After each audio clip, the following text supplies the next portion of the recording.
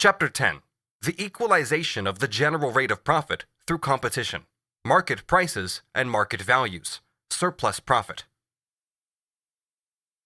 In some branches of production, the capital employed has a composition we may describe as mean or average, i.e. a composition exactly or approximately the same as the average of the total social capital.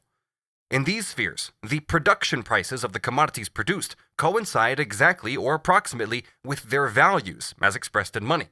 If there were no other way of arriving at a mathematical limit, it could be done as follows. Competition distributes the social capital between the various spheres of production in such a way that the prices of production in each of these spheres are formed after the model of the spheres of mean composition, i.e. K plus K times P prime, the cost price plus the product of the average rate of profit and the cost price.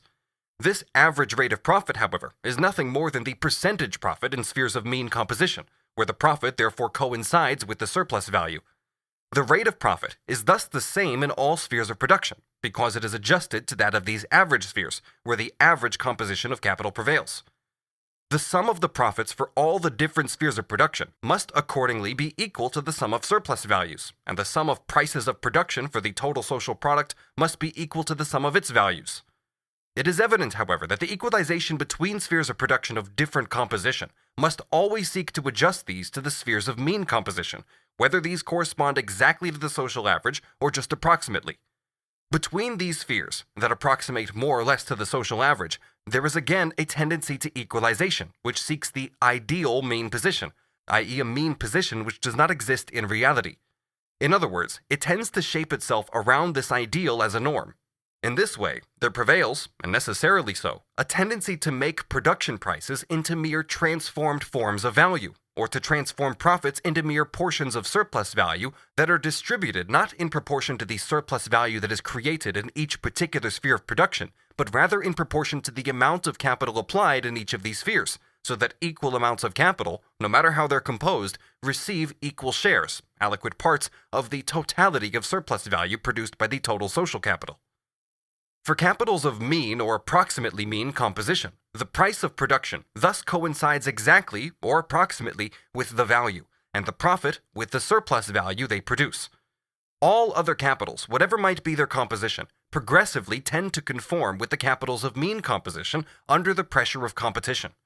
But since the capitals of mean composition are equal or approximately equal to the average social capital, it follows that all capitals, whatever the surplus value they themselves produce, tend to realize in the prices of their commodities not this surplus value, but rather the average profit, i.e. they tend to realize the prices of production. It can also be added here, firstly, that wherever an average profit is established, i.e. a general rate of profit, and however this result may have been brought about, this average profit can be nothing other than the profit on the average social capital, the total sum of profit being equal to the total sum of surplus value, and secondly, that the prices produced by adding this average profit onto the cost prices can be nothing other than the values which have been transformed into prices of production. It would change nothing if, for whatever reason, capitals in certain spheres of production were not subjected to the process of equalization. The average profit would then be calculated on the portion of the social capital that was involved in the equalization process. It is clear enough that the average profit can be nothing other than the total mass of surplus value distributed between the masses of capital in each sphere of production in proportion to their size. It is the sum total of the realized unpaid labor, and this grand total is represented just like the paid labor, dead and living, in the total mass of commodities and money that accrues to the capitalists. The really difficult question here is this: how does this equalization lead to a general rate of profit, since this is evidently a result and cannot be a point of departure? It is clear, first of all, that an assessment of commodity values in money, for example, can only be a result of exchanging them, and that if we presuppose an assessment of this kind, we have to view it as a result of real exchanges of one commodity value against another. How, therefore, is this exchange of commodities at their actual value supposed to have come about? Let us assume to start with that all commodities in the various spheres of production were sold at their actual values. What would happen then?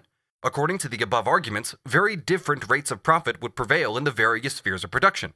It is, at first glance, a very different matter whether commodities are sold at their values, i.e., whether they are exchanged with one another in proportion to the value contained in them, at their value prices, or whether they are sold at prices which make their sale yield equal profits on equal amounts of the capital's advance for their respective production. If capitals that set in motion unequal quantities of living labor produce unequal amounts of surplus value, this assumes that the level of exploitation of labor, or the rate of surplus value, is the same, at least to a certain extent, or that the distinctions that exist here are balanced out by real or imaginary, conventional, grounds of compensation. This assumes competition among the workers, and an equalization that takes place by their constant migration between one sphere of production and another. We assume a general rate of surplus value of this kind, as a tendency like all economic laws, and as a theoretical simplification. But in any case, this is in practice an actual presupposition of the capitalist mode of production, even if inhibited to a greater or lesser extent by practical frictions that produce more or less significant local differences, such as the settlement laws for agricultural laborers in England, for example. In theory, we assume that the laws of the capitalist mode of production develop in their pure form. In reality, this is only an approximation, but the approximation is all the more exact the more the capitalist mode of production is developed, and the less it is adulterated by survivals of earlier economic conditions with which it is amalgamated. The whole difficulty arises from the fact that commodities are not exchanged simply as commodities, but as the products of capitals, which claim shares in the total mass of surplus value according to their size, equal shares for equal size. And the total price of the commodities that a given capital produces in a given period of time has to satisfy this demand. The total price of these commodities, however, is simply the sum of the prices of the individual commodities that form the product of the capital in question. The salient point will best emerge if we consider the matter as follows. Let us suppose that the workers are themselves in possession of their respective means of production and exchange their commodities with one another. These commodities would not be products of capital.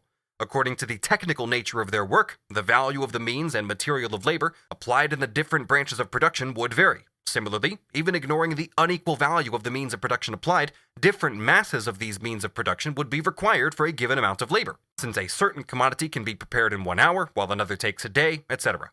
Let us further assume that these workers work on the average for the same length of time, taking into account the adjustments that arise from the varying intensity, etc. of the work. Firstly, then, 2 workers would both have replaced their outlays, the cost prices of the means of production they had consumed, in the commodities that formed the products of their respective day's labor. These outlays would vary according to the technical nature of the branch of labor. Next, they would both have created an equal quantity of new value, i.e. the working day added to the means of production. This would comprise their wages plus surplus value, the surplus labor over and above their necessary requirements, though the result of this would belong to themselves. If we express ourselves in capitalist terms, they would both receive the same wages plus the same profit, which would be equal to the value expressed in the product, say of a 10-hour working day. Commodity number 1, for example, might contain a greater share of value in relation to the means of production applied to produce it than commodity number 2, and in order to introduce all possible distinctions, commodity number 1 might also absorb more living labor than commodity number 2 and require more labor time for its production. The values of these commodities 1 and 2 would therefore be very different. So too the sums of commodity value that are the respective products of the work performed by workers 1 and 2 in a given time. Profit rates would also be very different for 1 and 2, if we give this name here to the ratio of the surplus value to the total value laid out on means of production. The means of subsistence which 1 and 2 consume every day in the course of production, and which represent wages, here form the portion of the means of production advance which we would elsewhere call variable capital. But the surplus values would be the same for both 1 and 2, given the same working time, or more precisely, since 1 and 2 each receive the value of the product of 1 working day, they therefore receive equal values after deducting the value of the constant elements advanced, and one part of these values can be viewed as a replacement for the means of subsistence consumed in the course of production, the other as the additional surplus value on top of this. If worker 1 has higher outlays, these are replaced by the greater portion of value of his commodities that replaces his constant part, and he therefore again has a greater part of his product's total value to transform back into the material elements of this constant part, while 2, if he receives less for this, has also that much less to transform back.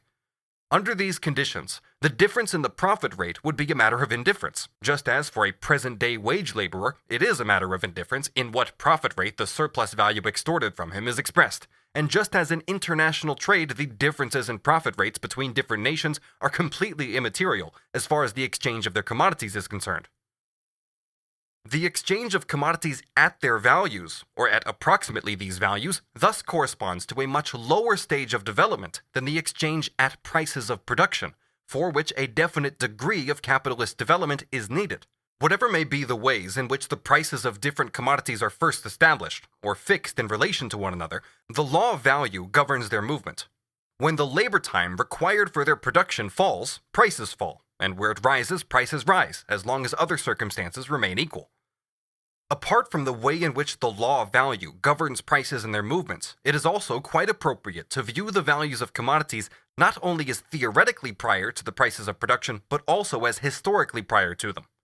This applies to those conditions in which the means of production belong to the worker, and this condition is to be found, in both the ancient and the modern world, among peasant proprietors and handicraftsmen who work for themselves. This agrees, moreover, with the opinion that we expressed previously, that is, that the development of products into commodities arises from exchange between different communities, and not between the members of one and the same community. This is true not only for the original condition, but also for the later social conditions based on slavery and serfdom, and for the guild organization of handicraft production, as long as the means of production involved in each branch of production can be transferred from one sphere to another only with difficulty, and the different spheres of production therefore relate to one another within certain limits like foreign countries or communistic communities. If the prices at which commodities exchange for one another are to correspond approximately to their values, nothing more is needed than 1. That the exchange of different commodities ceases to be purely accidental or merely occasional. 2. That insofar as we are dealing with the direct exchange of commodities, these commodities are produced on both sides in relative quantities that approximately correspond to mutual need, something that is learned from the reciprocal experience of trading, and which therefore arises precisely as a result of continuing exchange. And 3. That as far as selling is concerned, no natural or artificial monopolies enable one of the contracting parties to sell above value or force them to sell cheap, below value. By accidental monopoly, we mean the monopoly that accrues to buyer or seller as a result of the accidental state of supply and demand. The assumption that commodities from different spheres of production are sold at their values naturally means no more than that this value is the center of gravity around which price turns, and at which its constant rise and fall is balanced out. Besides this, however, there is always a market value, of which more later, as distinct from the individual value of particular commodities produced by the different producers. The individual value of some of these commodities will stand below the market value, i.e. less labor time has been required for their production than the market value expresses, the value of others above it. Market value is to be viewed on the one hand as the average value of the commodities produced in a particular sphere, and on the other hand as the individual value of commodities produced under average conditions in the sphere in question, and forming the great mass of its commodities. Only in extraordinary situations do commodities produced under the worst conditions, or alternatively the most advantageous ones, govern the market value, which forms in turn the center around which market prices fluctuate, these being the same for all commodities of the same species. If the supply of commodities at the average value, i.e. the mean value of the mass that lies between the two extremes, satisfies the customary demand, the commodities whose individual value stands below the market price will realize an extra surplus value or surplus profit, while those whose individual value stands above the market price will be unable to realize a part of the surplus value which they contain. It is of no assistance to say that the sale of commodities produced under the worst conditions shows that these are required to meet the demand. If the price were higher than the mean market value in the case assumed, the demand would be less. At a given price, a species of commodity can only take up a certain area of the market. This area remains the same through changes in price only if the higher price coincides with a smaller quantity of commodities and a lower price with a greater quantity. If the demand is so strong, however, that it does not contract when price is determined by the value of commodities produced in the worst conditions, then it is these that determine the market value. This is possible only if demand rises above the usual level, or supply falls below this. Finally, if the mass of commodities produced is too great to find a complete outlet at the mean market value is determined by the commodities produced under the best conditions. These commodities may be sold completely or approximately at their individual value, for instance, in which connection it may happen that the commodities produced under the worst conditions may fail even to realize their cost prices, while those produced under average conditions realize only a part of the surplus value they contain. What we have said here of market value holds also for the price of production, as soon as this takes the place of market value. The price of production is regulated in each sphere, and regulated too according to the particular circumstances. But it is again the center around which the daily market prices revolve, and at which they are balanced out in definite periods. In whatever way prices are determined, the following is the result. 1. The law of value governs their movement insofar as reduction or increase in the labor time needed for their production makes the price of production rise or fall. It is in this sense that Ricardo, who certainly feels that his prices of production depart from the values of commodities, says that, quote, "The inquiry to which I wish to draw the reader's attention relates to the effect of the variations in the relative value of commodities, and not in their absolute value." 2. The average profit, which determines the prices of production, must always be approximately equal to the amount of surplus value that accrues to a given capital as an aliquot part of the total social capital. Suppose that the general rate of profit, and hence the average profit itself, is expressed in a money value that is higher than that of the actual average surplus value. As far as the capitalists are concerned, it is all the same whether they charge one another 10% profit or 15%. The one percentage covers no more actual commodity value than the other, since the inflation of the monetary expression is mutual. For the workers, however, we assume that they receive their normal wages, so that the rise in the average profit is not an actual deduction from the wage, expressing something completely different from the capitalist's normal surplus value. The increase in commodity prices resulting from this rise in the average profit must correspond to an increase in the monetary expression of the variable capital. In actual fact, a general nominal increase of this kind in profit rate, and hence in average profit, over and above the level given by the proportion of the actual surplus value to the total capital advanced, is not possible unless it brings with it an increase in wages, and similarly an increase in the price of those commodities which form the constant capital. The same is true the other way around with a decrease. Since it is the total value of the commodities that governs the total surplus value, while this in turn governs the level of average profit, and hence the general rate of profit, as a general law, or as governing the fluctuations, it follows that the law of value regulates the prices of production. What competition brings about, first of all in one sphere, is the establishment of a uniform market value and market price out of the various individual values of commodities. But it is only the competition of capitals in different spheres that brings forth the production price that equalizes the rates of profit between those spheres. The latter process requires a higher development of the capitalist mode of production than the former. In order that commodities from the same sphere of production, of the same type and approximately the same quality, may be sold at their value, two things are necessary. 1. First, the individual values must be equalized to give a single social value, the market value presented above, and this requires competition among producers of the same type of commodity, as well as the presence of a market on which they all offer their commodities. Looking at the market price for identical commodities which are identical but each produced under circumstances of a character which vary slightly according to the individual, we may say that if this market price is to correspond to the market value and not diverge from it either by rising above or falling below, then the pressures that the various sellers exert on one another must be strong enough to put on the market the quantity of commodities that is required to fulfill the social need, i.e. the quantity for which the society is able to pay the market value. If the mass of products oversteps this need, commodities have to be sold below their market value, and conversely, they are sold above the market value if the mass of products is not large enough, or what comes to the same thing, if the pressure of competition among the sellers is not strong enough to compel them to bring this mass of commodities to the market. If the market value changes, the conditions at which the whole mass of commodities can be sold will also change. If the market value falls, the social need is on average expanded. This always means here the need which has money to back it up, and within certain limits, the society can absorb larger quantities of commodities. If the market value rises, the social need for the commodities contracts, and smaller quantities are absorbed. Thus, if supply and demand regulate market price, or rather the departures of market price from market value, the market value in turn regulates the relationship between demand and supply, or the center around which fluctuations of demand and supply make the market price oscillate. If we consider the matter more closely, we see that the same conditions that obtain for the value of the individual commodity reproduce themselves here as conditions for the value of the total amount of any one type. we see how capitalist production is, right from the start, mass production, and how even what is produced in smaller amounts by many petty producers in other less developed modes of production is concentrated on the market as a common product in great quantities in the hands of relatively few merchants, at least as far as the major commodities are concerned, and accumulated and brought to sale in the same way, as the common product of a whole branch of production, or of a bigger or smaller contingent of such a branch. Let us note here, but merely in passing, that the social need, which governs the principle of demand, is basically conditioned by the relationship of the different classes and their respective economic positions.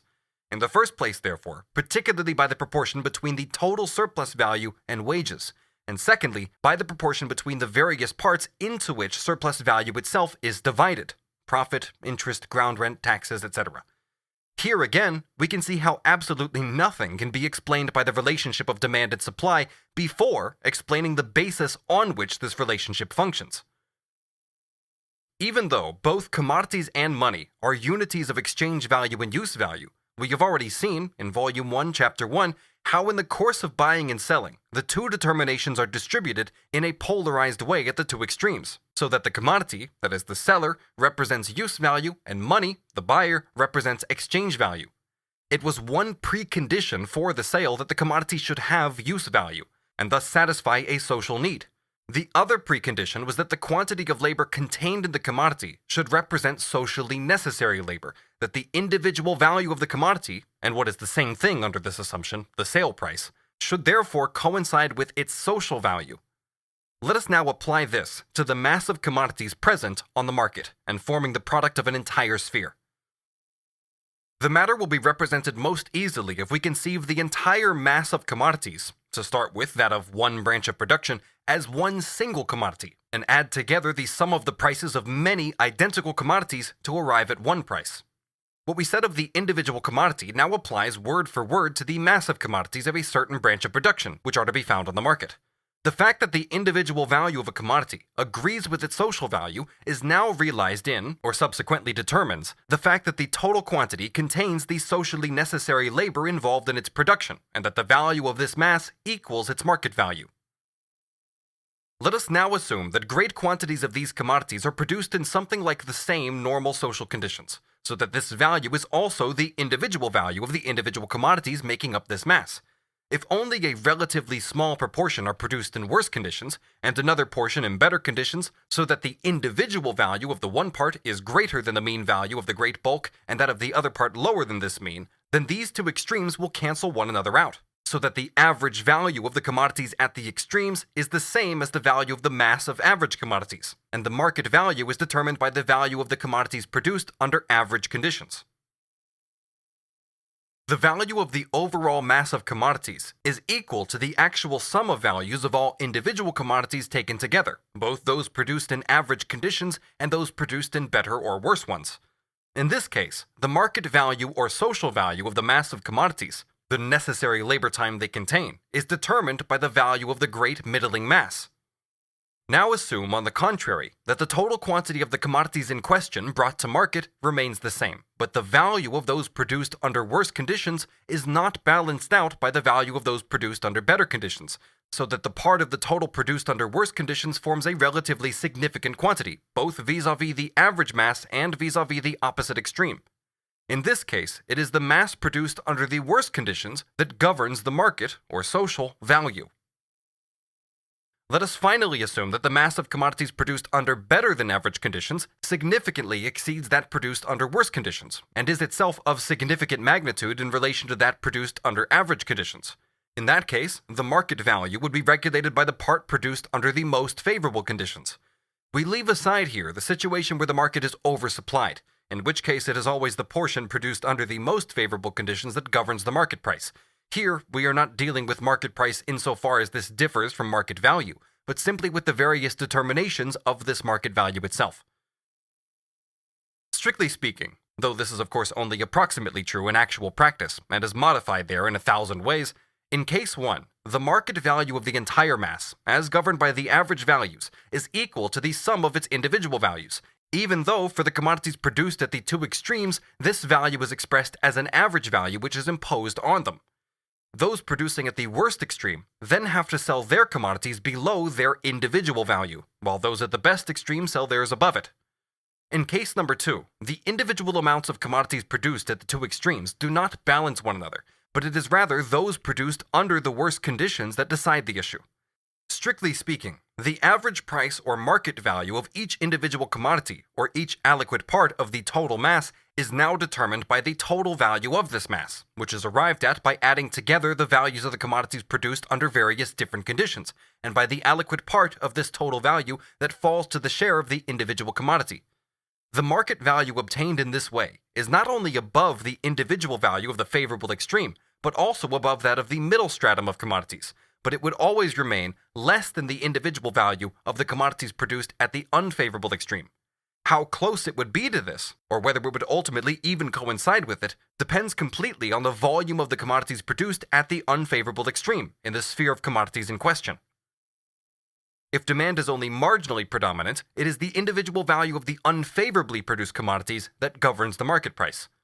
Finally, if, as in case number 3, the commodities produced at the favorable extreme are greater in quantity, not only compared with the other extreme but also with the middle conditions, then the market value falls below the average value. The average value, calculated by adding the sums of value at the two extremes and in the middle, here stands below the middle value and is nearer or further from it according to the relative place taken by the favorable extreme. If demand is weak in relation to supply, the favorably situated part, however big it might be, forcibly makes room for itself by drawing the price towards its individual value. The market value can never coincide with this individual value of the commodities produced under the most favorable conditions, except in cases where supply sharply outweighs demand. This establishment of the market price, which we have depicted here only abstractly, is brought about on the actual market itself by competition among the buyers, assuming that demand is strong enough to absorb the whole mass of commodities at the values established in this way. And here we come to the other point. 2. To say that a commodity has use value is simply to assert that it satisfies some kind of social need. As long as we were dealing only with an individual commodity, we could take the need for this specific commodity as already given, without having to go in any further detail into the quantitative extent of the need which had to be satisfied. The quantity was already implied by its price. But this quantity is a factor of fundamental importance as soon as we have, on the one hand, the product of a whole branch of production, and on the other, the social need. It now becomes necessary to consider the volume of the social need, i.e. its quantity. In the above determinations of market value, we assume that the mass of commodities produced remains the same, is given, that the only change taking place is in the proportion between the components of this mass which are produced under different conditions, and therefore that the market value of the same mass of commodities is regulated differently. Let us take this mass to be the customary quantity supplied, and ignore here the possibility that one part of the commodities produced may be temporarily withdrawn from the market. If the demand for this commodity now also remains that customary level, the commodity is sold at its market value, which may be governed by any one of the 3 cases investigated above. The mass of commodities not only satisfies a need, but it satisfies this need on its social scale. If, however, the quantity supplied is less than the demand, or alternatively more, this market price deviates from the market value. In the first case, if the quantity is too small, it is always the commodities produced under the worst conditions that govern the market value, while if it is too large, it is those produced under the best conditions, i.e. it is one of the 2 extremes that determines the market value, despite the fact that the proportion produced under the different conditions, taken by themselves, would lead to a different result. If the difference between the demand for the product and the quantity produced is more significant, the market price will diverge more sharply from the market value, either upwards or downwards. This difference between the quantity of commodities produced and the quantity of these commodities which would be sold at their market value can arise for 2 reasons. Firstly, the former quantity itself could change, becoming either too little or too much, so that reproduction would take place on a scale different from that which regulated the given market value. In this case, it is the supply that has changed, even though the demand remains the same, and in this way we have relative overproduction, or underproduction. Alternatively, however, the reproduction, i.e. the supply, remains the same, but demand rises or falls, something which can happen for various reasons. Even though the absolute size of the supply remains the same here, its relative magnitude has changed, i.e. its magnitude compared with or measured against the need. The effect is made the same as in the first case, but in the opposite direction. Finally, if changes occur on both sides, but either in the opposite direction or else in the same direction but not to the same degree, if in other words changes occur in both directions which nevertheless affect the earlier proportion between the two sides, the end result must still amount to one of the two cases considered above. The real difficulty in pinning down the general concepts of demand and supply is that we seem to end up with a tautology. Let us first take supply, the product which is actually on sale in the market or can be delivered to it. So as not to get entangled in useless details, we refer here to the mass of the annual reproduction in each particular branch of industry, and ignore therefore the greater or lesser capacity that various commodities possess for being withdrawn from the market and stored up for consumption next year, say. This annual reproduction is firstly expressed as a definite quantity, in measure or number, according to whether the commodity is measured continuously or discretely. It is not just mere use values that satisfy human needs, but these use values are available on the market on a given scale. Secondly, however, this quantity of commodities has a definite market value, which can be expressed as a multiple of the market value of the individual commodity, or the measure that serves as a unit. There is no necessary connection between the quantitative volume of commodities existing on the market and their market value. Since some commodities, for example, have a generally high value, others a generally low one, so that a given sum of value may be expressed in a very small quantity of the one and a very large quantity of the other. Between the quantity of the article on the market and the market value of this article, there is only this one connection. On a given basis of labor productivity, in the sphere of production in question, the production of a particular quantity of this article requires a particular quantity of social labor time, even though this proportion may be completely different from one sphere of production to another, and has no intrinsic connection with the usefulness of the article or the particular character of its use value. All other things being equal, if quantity A of a certain species of commodity costs labor time B, then quantity N times A costs labor time N times B. Moreover, insofar as society wants to satisfy its needs and have an article produced for this purpose, it has to pay for it. In actual fact, since commodity production presupposes the division of labor, if the society buys these articles, then insofar as it spends a portion of its available labor time on their production, it buys them with a certain quantity of the labor time that it has at its disposal. The section of society whose responsibility it is, under the division of labor, to spend its labor on the production of these particular articles must receive an equivalent in social labor represented in those articles that satisfy its needs. There is no necessary connection, however, but simply a fortuitous one, between on the one hand the total quantity of social labor that is spent on a social article, i.e. the aliquot part of its total labor power which the society spends on the production of this article, and therefore the proportion that the production of this article assumes in the total production, and on the other hand the proportion in which the society demands satisfaction of the need appeased by that particular article. Even if an individual article, or a definite quantity of one kind of commodity, may contain simply the social labor required to produce it, and as far as this aspect is concerned, the market value of this commodity represents no more than the necessary labor, yet, if the commodity in question is produced on a scale that exceeds the social need at the time, a part of the society's labor time is wasted, and the mass of commodities in question then represents on the market a much smaller quantity of social labor than it actually contains. Only when production is subjected to the genuine prior control of society will society establish the connection between the amount of social labor time applied to the production of particular articles and the scale of the social need to be satisfied by these. These commodities must therefore be got rid of at less than their market value, and a portion of them may even be completely unsaleable. The converse is the case if the amount of social labor spent on a particular kind of commodity is too small for the specific social need which the product is to satisfy. But if the volume of social labor spent on the production of a certain article corresponds in scale to the social need to be satisfied, so that the amount produced corresponds to the customary measure of reproduction, given an unchanged demand, then the commodity will be sold at its market value. The exchange or sale of commodities at their value is the rational, natural law of the equilibrium between them. This is the basis on which divergences have to be explained, and not the converse, i.e. the law of equilibrium should not be derived from contemplating the divergences. Let us now examine the other aspect, demand. Commodities are bought as means of production or as means of subsistence. It makes no difference that many kinds of commodity may serve both these ends. They are bought to go into either productive or individual consumption. There is therefore both demand from producers, here capitalists, as we assume that the means of production are transformed into capital, and demand from consumers. Both of these at first appear to assume a given volume of social needs on the demand side, to which definite quantities of social production in the various branches are to correspond. If the cotton industry is to carry on its annual reproduction at a given level, it requires the usual amount of cotton. And as far as the annual expansion of production is concerned, other things being equal, capital accumulation will require an additional quantity. The same is the case as regards means of subsistence. The working class must find at least the same amount of necessary provisions available, even if perhaps somewhat differently distributed among various kinds of provision, if it is to go on living on the average in its customary manner. And taking the annual growth in population into account, it also needs an additional quantity. The same is also true for the other classes, with varying degrees of modification. It appears, therefore, that there is a certain quantitatively defined social need on the demand side, which requires for its fulfillment a definite quantity of an article on the market. In fact, however, the quantitative determination of this need is completely elastic and fluctuating. Its fixed character is a mere illusion.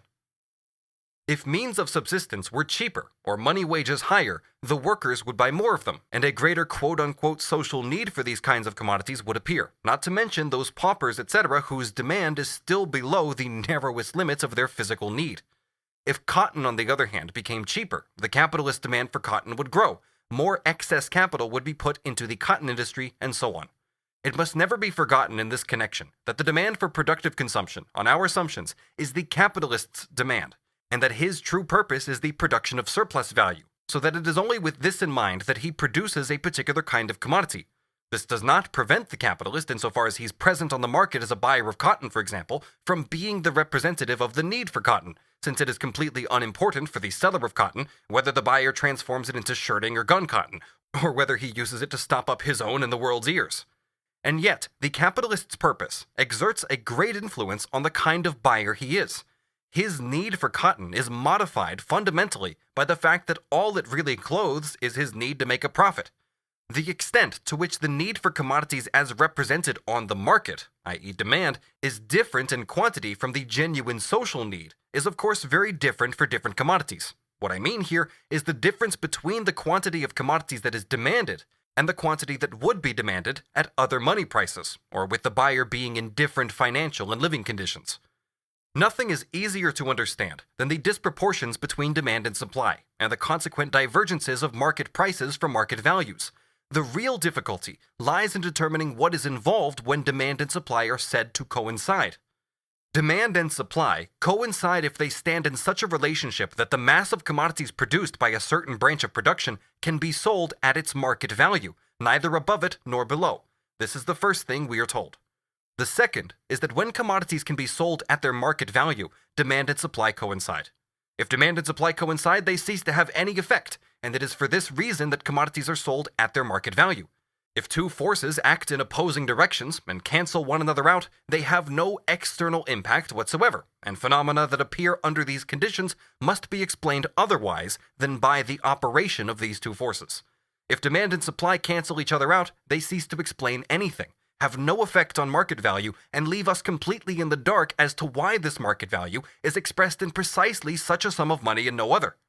The real inner laws of capitalist production clearly cannot be explained in terms of the interaction of demand and supply, not to mention the deeper analysis of these two social driving forces, which we do not intend to give here, since these laws are realized in their pure form only when demand and supply cease to operate, i.e. when they coincide. In actual fact, demand and supply never coincide, or if they do so, it is only by chance, and not to be taken into account for scientific purposes. It should be considered as not having happened. Why then does political economy assume that they do coincide? In order to treat the phenomena it deals with in their law-like form, the form that corresponds to their concept, i.e. to consider them independently of the appearance produced by the movement of demand and supply. And in addition, in order to discover the real tendency of their movement, and to define it to a certain extent. Because the disproportions are contrary in character, and since they constantly follow one another, they balance each other out in their movement in contrary directions, their contradiction. Thus, if there is no single individual case in which demand and supply actually do coincide, their disproportions still work out in the following way, and the result of a divergence in one direction is to call forth a divergence in the opposite direction. That supply and demand always coincide if a greater or lesser period of time is taken as a whole, but they coincide only as the average of the movement that has taken place, and through the constant movement of their contradiction. Market prices that diverge from market values balance out, on average, to become market values, since the departures from these values balance each other as pluses and minuses when their average is taken. And this average figure is by no means of merely theoretical significance. It is rather practically important for capital, whose investment is calculated over the fluctuations and compensations of a more or less fixed period of time. The relationship between demand and supply thus explains on the one hand simply the divergences of market prices from market value, while on the other hand it explains the tendency for these divergences to be removed, i.e. for the effect of the demand and supply relationship to be cancelled. The exceptional cases of those commodities which have prices without having any value will not be considered here. Demand and supply can cancel the effect that their disproportion produces in various different ways. If demand falls, for example, and with it the market price, this can lead to a withdrawal of capital and thus a reduction in the supply. But it can also lead to a fall in the market value itself as a result of inventions which reduce the necessary labor time. This would also be a way of bringing the market value into line with the market price. Conversely, if demand rises, so that the market price rises above the market value, this can lead to the investment of too much capital in this branch of production, and a consequent rise in production so great as to make the market price actually fall below the market value. Alternatively, it may lead to a rise in price that depresses demand. It may also lead, in this or that branch of production, to a rise in the market value itself for a shorter or longer period because part of the products demanded have to be produced during this time under worse conditions. If demand and supply determine market price, then market price in turn, and at a further remove, market value, also determine demand and supply. As far as demand is concerned, this is self-evident, since this moves in the opposite direction to price, expanding when it falls and vice versa. But the same is true of supply. For the prices of means of production that go into the commodities supplied determine the demand for these means of production, and hence also the supply of the commodities whose supply brings with it a demand for those means of production.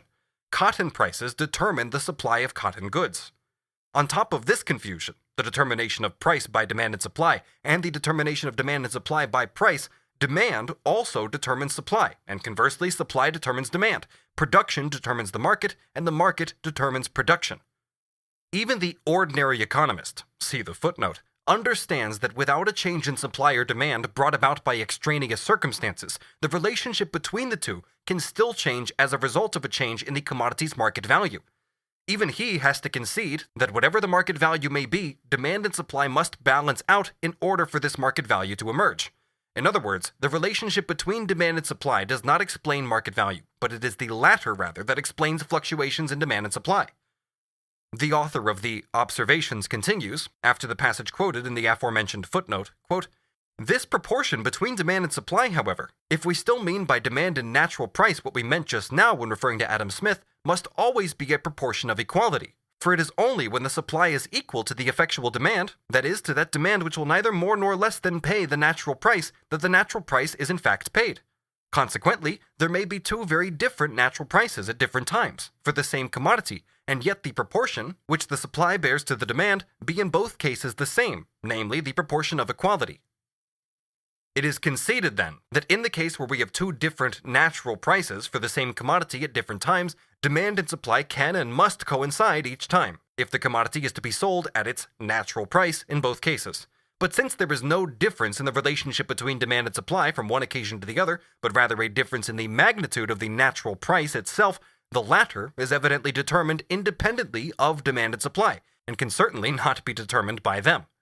If a commodity is to be sold at its market value, i.e. in proportion to the socially necessary labor contained in it, the total quantity of social labor which is applied to produce the overall amount of this kind of commodity must correspond to the quantity of the social need for it, i.e. to the social need with money to back it up.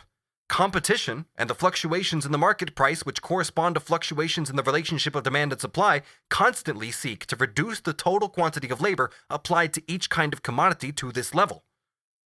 In the relationship of demand and supply for commodities, we have firstly a repetition of the relationship between use value and exchange value, commodity and money, buyer and seller. Secondly, we have the relationship of producer and consumer, even though both may be represented by third parties in the shape of merchants. As far as the buyer and seller are concerned, the relationship can be created simply by putting the two face to face with one another as individuals. Three persons are enough for the complete metamorphosis of a commodity, and hence for the whole process of sale and purchase. A transforms his commodity into B's money by selling B the commodity. and he then transforms his money back into commodities which he buys with this money from C. The entire process takes place between these three parties. Moreover, in dealing with money, we assume that commodities were sold at their values. There was no reason at all to consider prices that diverged from values, as we were concerned simply with the changes of form which commodities undergo when they are turned into money, and then transformed back from money into commodities again. As soon as a commodity is in any way sold, and a new commodity bought with the proceeds, we have the entire metamorphosis before us, and it is completely immaterial here whether the commodity's price is above or below its value. The commodity's value remains important as the basis, since any rational understanding of money has to start from this foundation, and price, in its general concept, is simply value in the money form. In treating money as means of circulation, moreover, we did not assume simply one metamorphosis by a single commodity. We considered rather the way these metamorphoses were socially intertwined. Only in this way did we come to the circulation of money and the development of its function as means of circulation. But however important this framework was for money's transition into its function as means of circulation, and for the altered form that it assumes as a result, it is immaterial as far as the transaction between individual buyers and sellers is considered. When we consider supply and demand, on the other hand, the supply is equal to the sum of commodities provided by all the sellers or producers of a particular kind of commodity, and the demand is equal to the sum of all buyers or consumers, individual or productive, of that same kind of commodity. These totals, moreover, act on one another as unities, as aggregate forces. Here, the individual has an effect only as part of a social power, as an atom in the mass, and it is in this form that competition brings into play the social character of production and consumption. The side that is temporarily weaker in competition is also that in which the individual operates independently of the mass of his competitors, and often directly against them, illustrating precisely in this way the dependence of one on the other, whereas the stronger side always acts towards its opponent as a more or less united whole. If demand is greater than supply for this particular kind of commodity, one buyer outbids the others, within certain limits, and thus raises the commodity's price above its market value for everyone, while on the other hand, the sellers all seek to sell at a high market price. If inversely, the supply is greater than the demand, one seller begins to unload his goods more cheaply, and the others will have to follow, while the buyers all work to depress the market price as far as possible below the market value. Each is only concerned with the common interest as long as he obtains more with it than he would against it. And this unity of action ceases as soon as one entire side or other weakens, when each individual independently tries to extract what he can. If one seller produces more cheaply and can more easily undercut the others, carving out a bigger share of the market by selling below the current market price or market value, then he does so. And once the action has begun, it gradually forces the others to introduce the cheaper form of production, and thereby reduces the socially necessary labor to a new and lower level. If one side has the upper hand, each of its members profits. It is as if they had a common monopoly to exert. As for the weaker side, each member can try for his own part to be stronger. For example, he may try to be the one operating with lower production costs, or at least he may endeavor to come out as well as possible, and here it is a case of devil take the hindmost, even if this action ultimately affects all his associates. Demand and supply imply the transformation of value into market value, and inasmuch as they act on a capitalist basis, and commodities are the products of capital, they imply capitalist processes of production, i.e. conditions that are much more intricate than the mere purchase and sale of commodities. Here, it is not simply a question of the formal conversion of commodity value into price, i.e. a mere change of form. What is involved are specific quantitative divergences of market prices from market values, and at a further remove, from prices of production. For simply buying and selling, it is enough that commodity producers confront one another. Demand and supply, on further analysis, imply the existence of various different classes and segments of classes which distribute the total social revenue among themselves and consume it as such, thus making up a demand created out of revenue, while it is also necessary to understand the overall configuration of the capitalist production process if one is to comprehend the demand and supply generated among the producers as such. In capitalist production, it is not simply a matter of extracting, in return for the mass of value thrown into circulation in the commodity form, an equal mass of value in a different form, whether money or another commodity, but rather of extracting, for the capital advanced in production, the same surplus value or profit as any other capital of the same size, or profit proportionate to its size, no matter in what branch of production it may be applied. The problem, therefore, is to sell commodities, and this is a minimum requirement, at prices which deliver the average profit, i.e., at prices of production. This is the form in which capital becomes conscious of itself as a social power, in which every capitalist participates in proportion to his share in the total social capital. Firstly, capitalist production as such is indifferent to the particular use values it produces, and in fact to the specific character of its commodities in general. All that matters in any sphere of production is to produce surplus value, to appropriate a definite quantity of unpaid labor in labor's product. And it is similarly in the very nature of wage labor subjected to capital that it is indifferent to the specific character of its work. It must be prepared to change according to the needs of capital, and let itself be flung from one sphere of production to another. Secondly, one sphere of production really is as good and as bad as any other. Each yields the same profit, and each would be pointless if the commodity it produced did not satisfy some kind of social need. If commodities were sold at their values, however, this would mean very different rates of profit in the different spheres of production, as we have already explained, according to the differing organic compositions of the masses of capital applied. Capital withdraws from a sphere with a low rate of profit and wends its way to others that yield higher profit. This constant migration, the distribution of capital between the different spheres according to where the profit rate is rising and where it is falling, is what produces a relationship between supply and demand such that the average profit is the same in the various different spheres, and values are therefore transformed into prices of production. Capital arrives at this equalization to a greater or lesser extent according to how advanced capitalist development is in a given national society, i.e. the more the conditions in the country in question are adapted to the capitalist mode of production. As capitalist production advances, so also do its requirements become more extensive, and it subjects all these social preconditions that frame the production process to its specific character and immanent laws. This constant equalization of ever-renewed inequalities is accomplished more quickly, 1. The more mobile capital is, i.e. the more easily it can be transferred from one sphere and one place to others, and 2. The more rapidly labor power can be moved from one sphere to another, and from one local point of production to another. The first of these conditions implies completely free trade within the society in question, and the abolition of all monopolies other than natural ones, i.e. those arising from the capitalist mode of production itself. It also presupposes the development of the credit system, which concentrates together the inorganic mass of available social capital vis-à-vis the individual capitalist. It further implies that the various spheres of production have been subordinated to capitalists. This last is already contained in the assumption that we are dealing with the transformation of value into prices of production for all spheres of production that are exploited in the capitalist manner, and yet this equalization comes up against major obstacles if several substantial spheres of production are pursued non-capitalistically, for example agriculture by small peasant farmers, these spheres being interposed between the capitalist enterprises and linked with them. A final precondition is a high population density. The second condition presupposes the abolition of all laws that prevent workers from moving from one sphere of production to another, or from one local seat of production to any other. Indifference of the worker to the content of his work. Greatest possible reduction of work in all spheres of production to simple labor. Disappearance of all prejudices of trade and craft among the workers. Finally, and especially, the subjection of the worker to the capitalist mode of production. Further details on this belong in the special study of competition.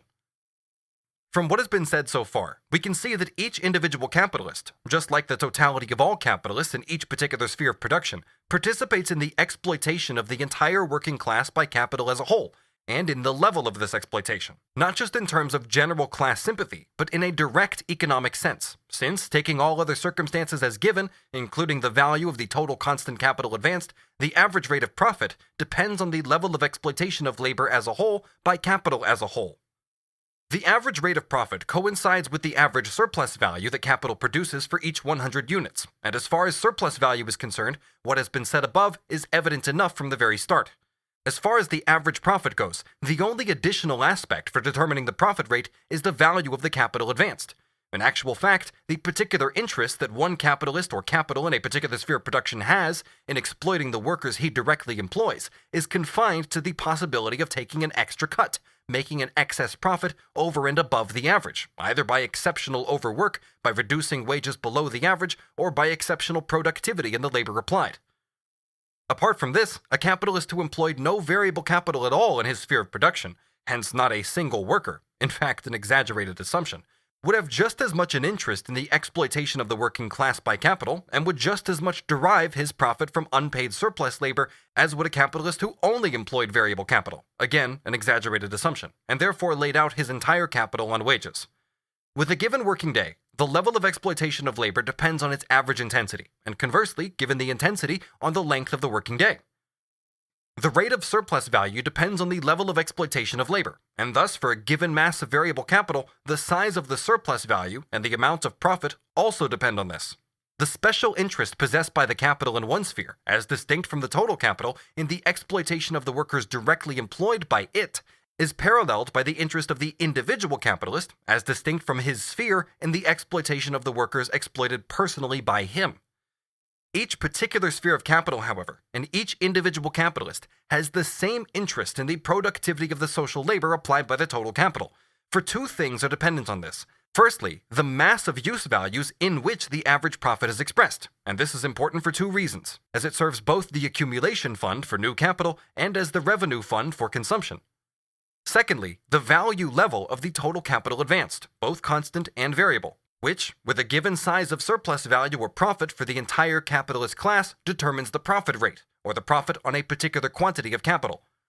The specific productivity of labor in one particular sphere, or in one individual business in this sphere, concerns the capitalist directly involved in it only insofar as it enables this particular sphere to make an extra profit in relation to the total capital, or the individual capitalist in relation to his sphere. We thus have a mathematically exact demonstration of why the capitalists, no matter how little love is lost among them in their mutual competition, are nevertheless united by a real Freemasonry vis-à-vis the working class as a whole. The price of production includes the average profit, and what we call price of production is in fact the same thing that Adam Smith calls natural price, Ricardo price of production or cost of production, and the physiocrats necessary price, though none of these people explain the difference between the price of production and value. We call it the price of production because in the long term it is the condition of supply, the condition for the reproduction of commodities in each particular sphere of production. We can also understand why those very economists who oppose the determination of commodity value by labor time, by the quantity of labor contained in the commodity, always speak of the prices of production as the centers around which market prices fluctuate. They can allow themselves this because the price of production is already a completely externalized and prima facie irrational form of commodity value, a form that appears in competition and is therefore present in the consciousness of the vulgar capitalist, and consequently also in that of the vulgar economist. We saw in the course of the argument how market value, and everything that was said about this applies with the necessary limitations also to price of production, involves a surplus profit for those producing under the best conditions in any particular sphere. Excluding all cases of crisis and overproduction, this holds good for all market prices, no matter how they might diverge from market values or market prices of production. The concept of market price means that the same price is paid for all commodities of the same kind, even if these are produced under very different individual conditions, and may therefore have very different cost prices. We say nothing here about surplus profits that result from monopolies in the customary sense of the term, whether artificial or natural. But a surplus profit can also arise if certain spheres of production are in a position to opt out of the transformation of their commodity values into prices of production, and the consequent reduction of their profits to the average profit. In the part on ground rent, we will have to consider the further configuration of these two forms of surplus profit.